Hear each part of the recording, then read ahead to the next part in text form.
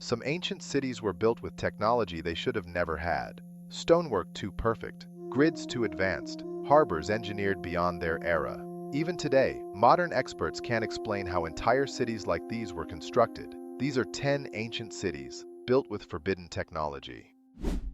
Teotihuacan was designed with impossible precision. Avenues align with celestial paths. Pyramids lock into a vast geometric grid. From above, the entire city looks less like stone and more like a circuit etched into the earth. No ancient survey tools we know of could map this scale so accurately, yet the layout hits targets modern planners still study. Beneath the surface, tunnels and platforms line up with the same invisible grid, hinting at a plan far more complex than a simple ceremonial center. Whoever designed Teotihuacan treated the landscape like technology and left behind a blueprint we still don't know how to recreate. Mohenjo-Daro shouldn't exist at the time it appears in history. A 4,000-year-old city with underground sewage channels, uniform brick standards, and neatly organized districts. Its drainage system rivals some modern towns, with homes linked into a planned network instead of random growth. No instruction tablets, no engineering manuals, just a fully functioning urban machine that appears out of nowhere. It's as if someone skipped centuries of trial and error and dropped finished city planning knowledge straight into the ancient world. A level of urban technology that still feels like it came from somewhere, or someone, we're not supposed to see. Heracleion was built on shifting river delta ground, a nightmare even for modern architects. Yet its temples, docks, and colossal structures stood for centuries before sinking beneath the sea. Divers found precision-cut blocks, complex harbor walls, and stone anchors shaped with methods that don't match their supposed era. To keep an entire port city stable on soft sediment would demand soil studies and structural modeling, none of which should have existed. The more we map the ruins, the more Heracleion looks less like a gamble and more like someone quietly solved problems far beyond their time. Then watch the city vanish into the water, taking their forbidden engineering with it. Cahokia rose as a North American megacity long before skyscrapers and steel. Dozens of engineered mounds and plazas follow a hidden order, and its woodhenge circle tracks the solstices with careful accuracy. The city's layout hints at surveying lines and planning grids, as if unseen instruments once traced invisible paths across the landscape. Yet no written records describe its builders using math or astronomy at this level. Cahokia appears in the archaeological record already complex, like we arrived long after someone completed a technological experiment and walked away, leaving behind a city that feels more calculated than accidental. Çatalhöyük broke almost every rule of ancient urban design. No streets, no open ground, just homes fused into a single living structure, entered through their rooftops. People climbed over the city instead of walking through it, moving along engineered roof paths that managed traffic, smoke, and airflow. Inside, ovens, storage, and sleeping spaces repeat in efficient patterns.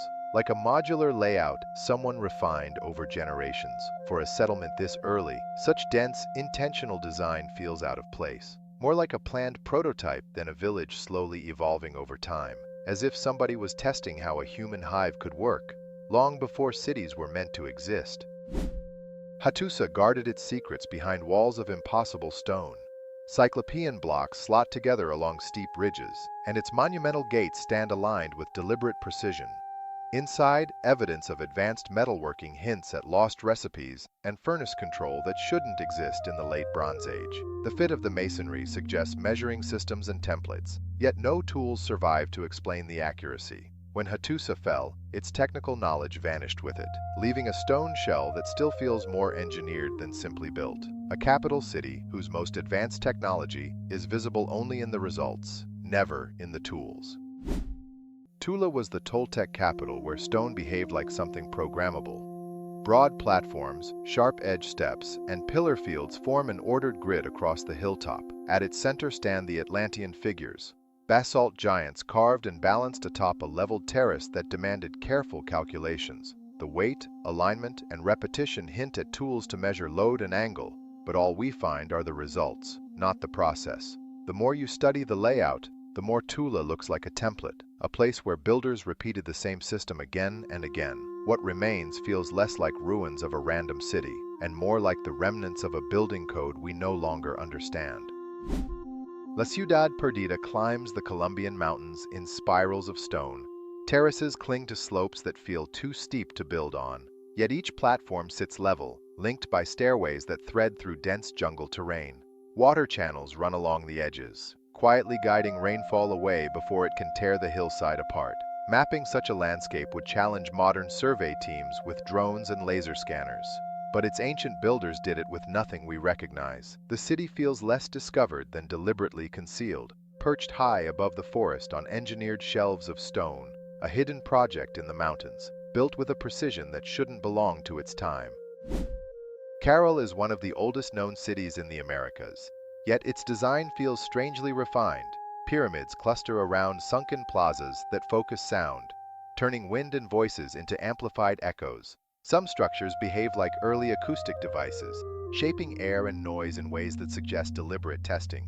There are no fortifications, no obvious weapons, only trade, ritual, and this quiet mastery of space and atmosphere. For a civilization this early, Caral's environmental control looks less accidental, and more like someone understood how to tune the landscape itself. A calm, ordered city, hiding a level of subtle technology history wasn't ready for. Sanchi grew around a mastery of form and proportion. Its stone gateways mirror each other with near-perfect symmetry, and the great stupa rises as a smooth, balanced curve that obeys strict geometric rules. To execute this repeatedly in stone suggests measuring rods, angles, and layout techniques we haven't recovered. Every railing, pillar, and relief fits into an invisible framework of ratios and alignments. For its time, Sanchi shouldn't have this level of precision. Yet every surviving structure quietly insists that somebody did the math, and did it well. A city framed by monuments that feel less devotional, and more like a study in sacred engineering. These ancient cities weren't just built, they were engineered with knowledge we still can't explain.